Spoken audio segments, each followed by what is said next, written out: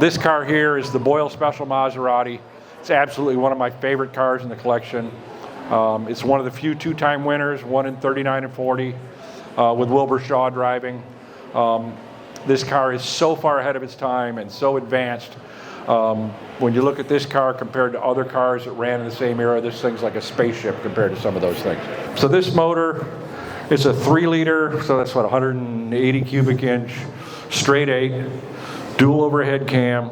This kind of stuff did not exist anywhere but on this car in that era. It was way ahead of its time. You look at what's on the road today that we consider modern technology. This is 1930s Italy, and they're turning out this incredible piece of machinery.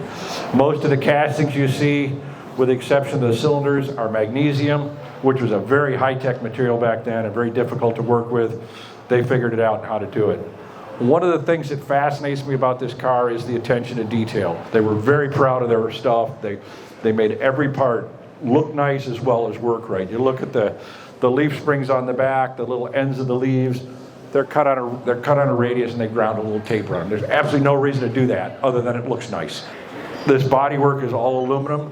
Some guy with a very rudimentary set of tools started out with a flat piece of aluminum, a hammer, a tree stump, and a few other pieces, and formed this bodywork out of flat aluminum. There was no stamping dies or anything like we have for cars nowadays. It was all hand formed and absolutely beautiful in the way it's sculpted. The Maserati logo is Neptune's trident, and there's a big one cast into the top of the transmission. There's a few you might be able to see looking at the car, but virtually every part on the car has that little trident on it. They were very proud of their brand and the work they could do.